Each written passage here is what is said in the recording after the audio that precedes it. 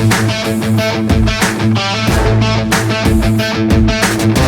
everybody, welcome to OddsChecker. My name is Alex Kirshner. I cover college football for the Moon Crew newsletter and various other outlets, and I'm really excited to talk with you guys today about one of the most fun parts of college football betting, in my opinion, and one that really allows you to get creative, to take some risks, and to kind of enjoy tracking something over the course of a season, and of course that is futures betting. I like to do a little bit of this every year, not necessarily because I think that futures betting is the most regimented way to make sure that you're going to make a profit by having a highly technical approach and really going game by game with a fine-tooth comb. I think that what's fun about futures betting, for me anyway, is that it gives you something to keep up with over the course of a year. There's a lot of different places you could go with it. There's a lot of different options for any number of bets that you might make, whether that's for a national championship, a conference championship, the Heisman, something else.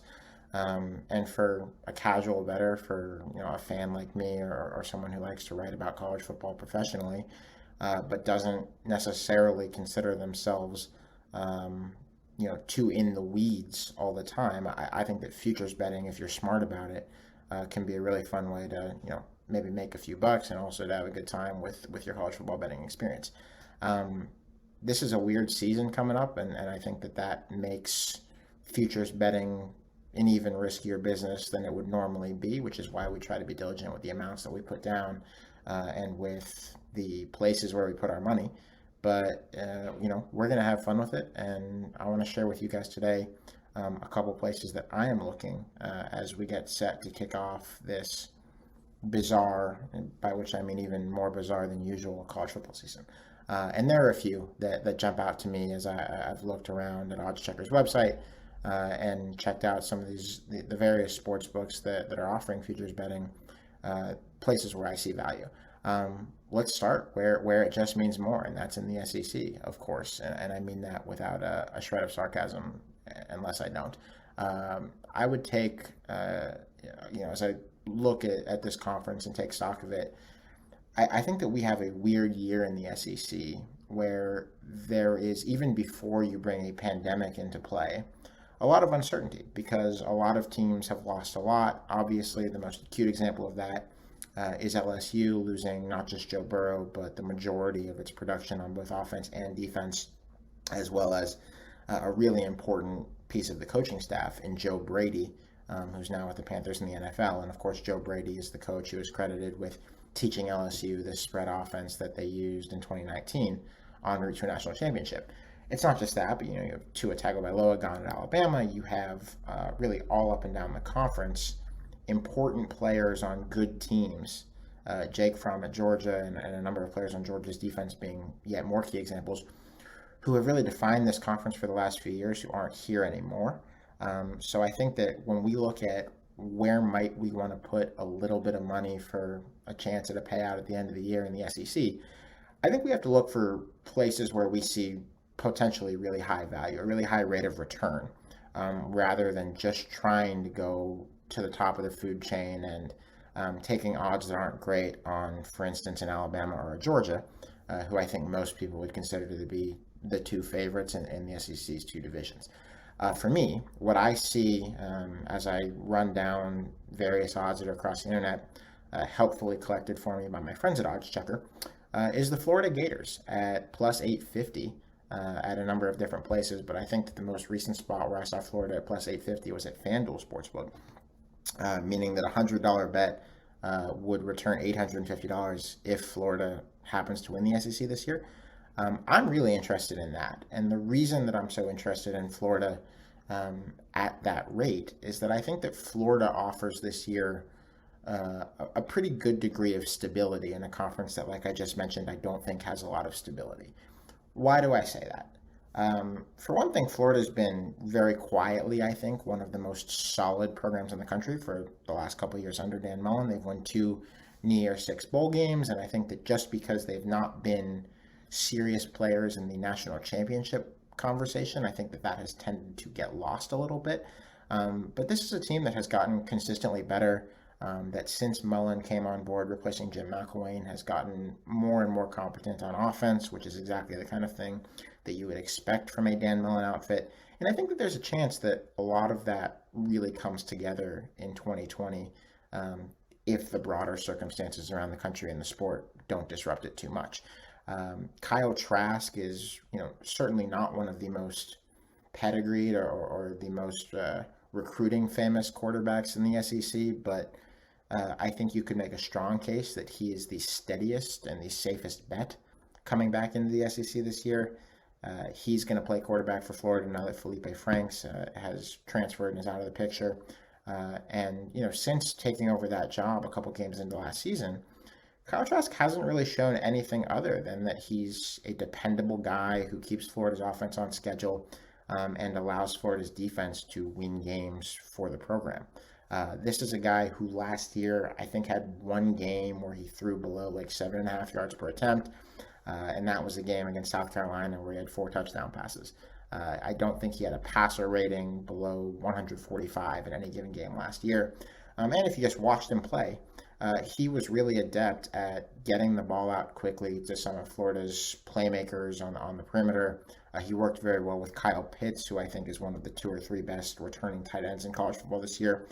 And I think that when you have a quarterback moving into the second year with a guy like Dan Mullen, who of course has tutored Dak Prescott, Tim Tebow, a lot of renowned college quarterbacks who in some cases have gone on to professional success, I think that you'd expect that the more time they have together in a coach-quarterback relationship, the better you're going to see the results be. And in a year like this, with so much up in the air across college football and the SEC, having a quarterback who you have a pretty strong feeling is going to be good, if not necessarily great, is a really valuable thing. And I think at Florida, good does just fine. You don't need your quarterback to replicate the highs of a Tim Tebow, for instance, because you have one of the best defenses in college football. And I think that should be true again this year. I think that Kyer Elam, Florida's cornerback, is one of the maybe 5 or 10 best players coming back in college football this season. The front 7 every year at Florida seems to need to churn out new guys because it sends a handful off to the NFL, and I think that there's no reason to doubt that Florida can continue to do that competently. They've recruited well. They've been, they have not recruited at a Georgia level, which is why we haven't seen them win SEC East of late. But they have recruited at a level where they're going to be ahead of everybody in the SEC East that's not Georgia, and where if they can just win that one game and keep things together for the rest of the year, they've got a pretty good chance of finding Florida in Atlanta in the SEC championship game. So I like a lot here. I don't think that I would pick Florida outright to even win the SEC East. I think that you'd have to consider Georgia the favorite there. But again, if we think about what produces value, and this is something that's so important in futures betting, because I don't want to loan out my money to a sportsbook for 3-4 months when I could be using that money to make a profit on weekly betting or in the stock market or whatever, unless I'm pretty sure that a victory, a payout on that bet is going to be really worth my while. And so that's why I don't find it particularly worth it to look at Alabama minus 125, Georgia plus 220, but Florida plus 850, where $100 would bring you back $850. That is an intriguing look to me, just given the way that conference is shaped up. I think that if you wanted to throw a few dollars on LSU, the defending champions, at plus 750, I wouldn't begrudge you there. I'd be careful about investing too much because I think that LSU, at some point, it has to matter all that they've lost. And that was even, things looked kind of grim there, in my opinion, even before the pandemic and before Kerry Vincent, a great cornerback for LSU, and Tyler Shelvin, an important defensive tackle on that team, opted out of the season. So, I wouldn't bet on name. I wouldn't bet on the basis that LSU was one of the great teams in college football history last year. But if you're looking for another option, you want to spread your investments around a little bit in the SEC, I think you could do a lot worse than considering LSU at plus 750. But for me, the most exciting pick there is Florida at plus 850, and we'll see what the Gators can do. I would move from there to the Big 12, where I'm actually going to go a little bit against my own philosophy about futures betting.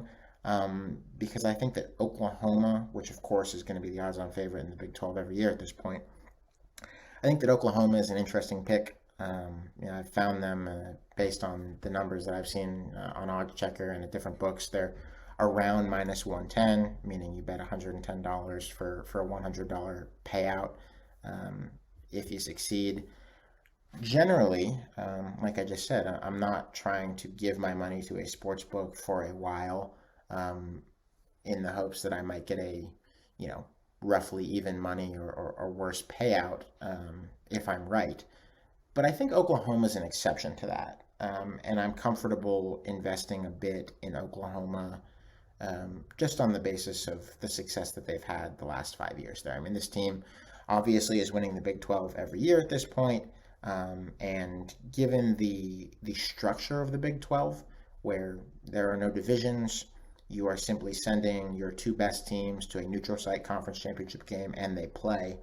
It feels pretty certain, though nothing is certain in college football, but it feels pretty certain to me that Oklahoma should be in the Big 12 championship game every year until further notice. I think it would be extremely surprising if Oklahoma fell out of the top two in the conference. I think it would be fairly surprising if they fell out of the top one in the conference. And, I think that the basis on which a lot of people have, sort of projected that Texas could contend with Oklahoma this year is that Texas has a senior quarterback in Sam Ehlinger. Oklahoma has a little more uncertainty than it is perhaps used to because, it's working in a new quarterback, but it's Lincoln Riley. It's Oklahoma. I mean, you bring in a new quarterback at Oklahoma. History says he's going to win the Heisman or be a finalist, as the last three have in Baker Mayfield, Kyler Murray, and Jalen Hurts. I think that Lincoln Riley is one of the great offensive coaches in the history of college football. I think that the defense moving to a second year under Alex Grinch is going to continue to be better than the defenses that Mike Stoops churned out in his many bizarre years in Norman. And it just strikes me as so unlikely that Oklahoma is not going to play in the Big 12 championship game that I would take Oklahoma at minus 110 to win the conference. Because if we, let's assume that I'm right, which you can't entirely do, but I'm going to do it anyway on this video, that Oklahoma winds up in the Big 12 championship game. To get Oklahoma on the money line at that point to win the Big 12 championship, you're probably going to have worse odds than minus 110. And I know that that's a somewhat big leap that we're making to just assuming Oklahoma is going to be there and that things are going to shake out the way that they should on paper. But this program has established such a track record of dominance in the Big 12 that it just feels off to me that they're not going to be in that position in December. And when they are, I would love to be able to look back and saw that I had pretty good odds on Oklahoma to win the whole thing that might be about to come due. While we're still in the Big 12, I would offer one other option, and I think that I might myself put some small amount of units on this.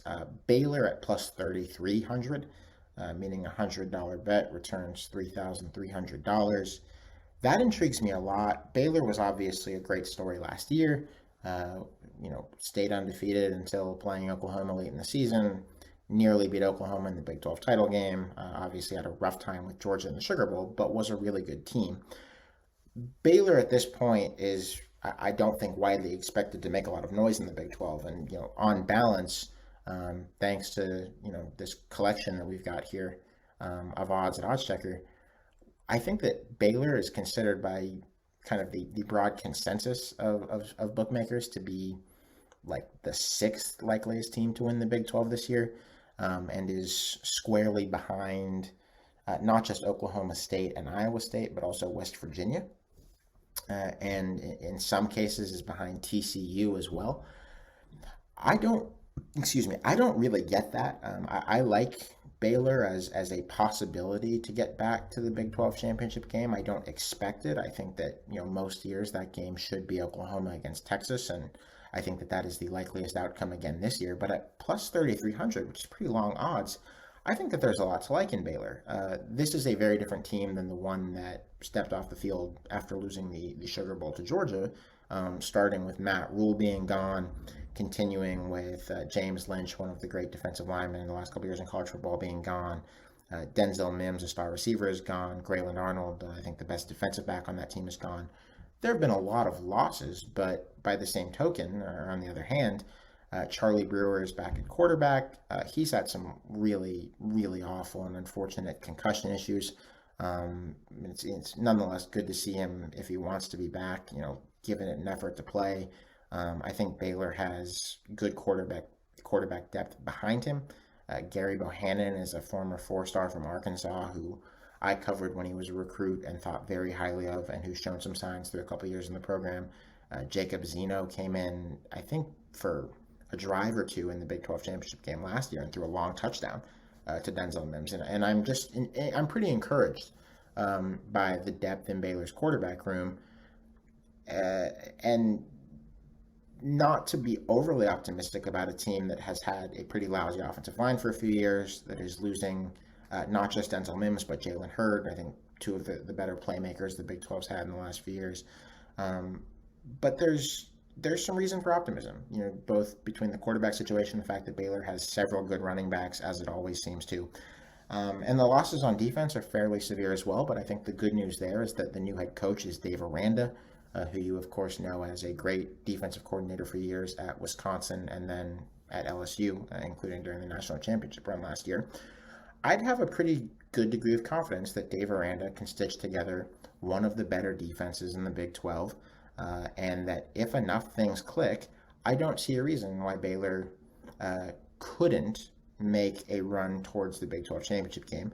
Again, I don't expect it, but we're talking futures betting here, and at plus 3,300, I like that a lot more. I think that is a much more compelling bet than West Virginia at 2,500 or Iowa State at 1,600, or probably even Oklahoma State at 800, and particularly for me, Oklahoma State at 800, given that Oklahoma State's defense has really never gotten into particularly good shape, and also that I think it might be a weird year for Mike Gundy.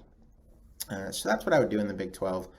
Oklahoma, going against my own philosophy about futures betting, but I'm intrigued enough to do it at minus 110 or so, and maybe a little bit on Baylor as well at plus 3,300. I am staying away from the non-power conferences in futures betting this year as far as who's going to win a conference championship. Two reasons that I would do that. The first is that I don't see a lot of compelling odds. If you look around, Appalachian State is heavily favored to win the Sun Belt again. They should do that, meaning the odds are not great. You see a similar dynamic in the American with UCF and Memphis, who have battled it out for the last few years there. The odds reflect that and are not great. But also, frankly, I'm just not particularly sure that those conferences are going to finish their seasons. I think that the financial incentive is less for them, given how much less lucrative their television contracts are. And should things really spiral out of control with the pandemic, with individual programs' handling of the virus, I don't think anything's going to shock any of us in college football this year. But the AAC not finishing a season, or Conference USA not finishing a season, really wouldn't surprise me. And so I just want to be careful there. I'm not saying don't do it, but I'd want to be careful about knowing what the terms are in the event of a cancellation or a season cut short, whether that would be a no play, whether the team that was leading the conference at that time would pay out. I would just be wary of that. And I think that those rules, for the record, apply to any futures betting you might do this year, being especially wary of whatever the terms and conditions are. I think the last big area that I want to talk about, and this is a fun area of futures betting for me, and I think for a lot of people because of the vast number of ways you could go, is Heisman betting. Heisman betting is interesting because from recent history with a pretty good degree of certainty that it's going to be a quarterback or a running back. This has been true every year since 1997, when Charles Woodson won at Michigan in exchange for playing a little bit of offense, a little bit of defense, a little bit of special teams. And that quarterback or running back is going to be on a top-tier national championship contender. And this is basically always true. There have been a few recent, somewhat exceptions to that. Most notably, I think Johnny Manziel in 2012 and Robert Griffin III the year before. That Texas A&M team for Manziel and the Baylor team for RG3 were good. They were not, I don't think, frontline national championship contenders. They hung around in those races maybe for a while. But really since then and before, your best bet is to go and look at the two or three best teams in the country and find either that excellent quarterback or that featured running back who really leads that offense. And When you look at it through that lens, and I'll get to who I'm interested in a second, I think that the list of people who it is worth considering with any kind of Heisman betting, that list gets pretty small pretty quick. And there are some guys who I think might be trendy picks this year who I think we can disqualify pretty quickly just based on the history of Heisman voters. You might think a lot of Derek King, the quarterback at Miami who transferred from Houston. Derek King is awesome. I don't think he has any chance to win the Heisman whatsoever. Sam Howell at North Carolina, I think awesome quarterback. Matt Brown did great work with him, as did Phil Longo, the offensive coordinator there when Howell was a freshman last year. North Carolina is not going to win the ACC. North Carolina, I mean, though maybe. I mean, you know, not to say that that they have any less of a chance than anybody other than Clemson, but it's not likely that North Carolina is going to win the ACC or contend for a playoff spot. I think the same goes for Sam Ehlinger at Texas, Ian Book at Notre Dame, Keaton Slovis at USC, Chuba Hubbard, the running back at Oklahoma State. These are great players. I love watching them play college football. I think that they are awesome at what they do, and if you want to, you know, if your purpose with futures betting is just to have some fun, which is totally fine, you want to put a few bucks on them for the Heisman, go for it. But I think that it's exceedingly unlikely, even if the odds are good, that there's any value there, just because Heisman voters have demonstrated that if you are not a quarterback or a running back on an all-world team, then it's just not in the cards for you. And so kind of working off of that template, the player who I am most interested in as I look at the varied Heisman odds for this year, and there are some caveats here that we'll have to talk about, but it's Najee Harris, the running back at Alabama, who, when you look around at various books, again collected hopefully on OddsChecker, is about plus 6,000 to win the Heisman. I love Najee Harris's game. I have since he was a recruit. He was, and I covered him back when he was still in high school, and he was on the camp circuit before he actually committed to Alabama. He has had an NFL body since he was like a junior in high school. He is an incredible talent. He has shared the load a lot in the last few years at Alabama with Damian Harris and others. And, you know, kind of, I guess, by having the fortune or misfortune, depending on how you look at it, to show up at Alabama in the same class that Tua did, he has not been the featured guy in that offense. The featured guys in that offense the last few years have been the quarterback and a couple of receivers.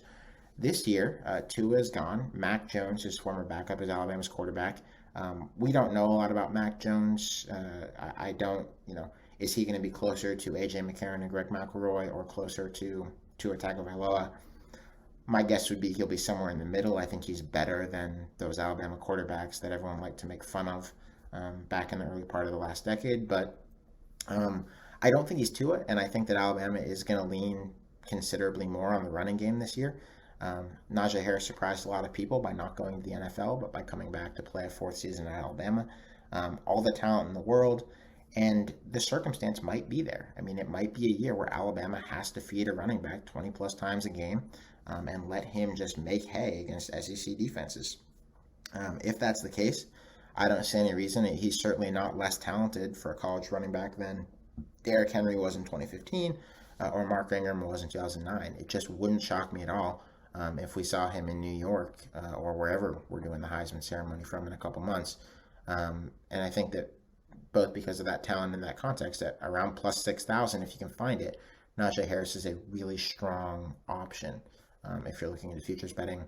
Travis Etienne, the great running back at Clemson, is about plus 3,000, so that's roughly half as good on the odds as Najee. I think that Etienne is incredible. I'm not sure that he's any worse than Najee Harris, but I don't think that he's going to be able to take enough votes from Trevor Lawrence, his quarterback, who most would agree is the likeliest person to win the Heisman this year. And, you know, if you look at the top of the absolute top of most of these Heisman odds boards, it kind of goes back to what I talked about at the beginning of this video, where, you know, do you want to give your money to a sports book for months on end in the hopes that you get a relatively small payout, like plus 500 for Trevor Lawrence? That's fine. And I think that there's a solid chance that you are proven to be a smart and prescient person if you do that, because Trevor Lawrence is great. He plays in a conference where he is, you know, it's going to shock a lot of people if they are not in the college football playoff. And he's one of the most talented college passers ever, maybe the most, or at least since like Peyton Manning. So I get it if you want to go that way, but just as a combination of having pretty long odds, which means a big payout, and enough contextual factors in his favor, I really like Najee Harris at plus 6,000. The caveat here on Heisman betting is that I think that in the last couple weeks, as these conferences have been adjusting their schedules, and as the season has been kind of in flux, a lot of sports books have changed or even taken down their Heisman odds for the time being.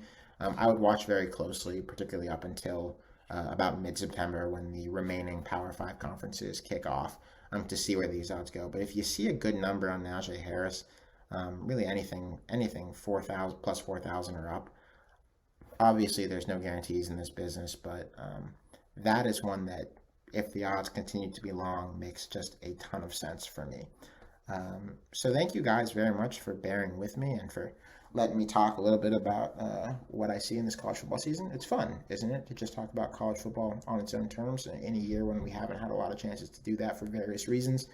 I'll be back with you, I think, every week here at OddsChecker during the season, talking about games where we see some value, bets that might be fun to make, and ways that maybe we can make a little bit of money together. So thanks for your time, and have a wonderful start to your college football season.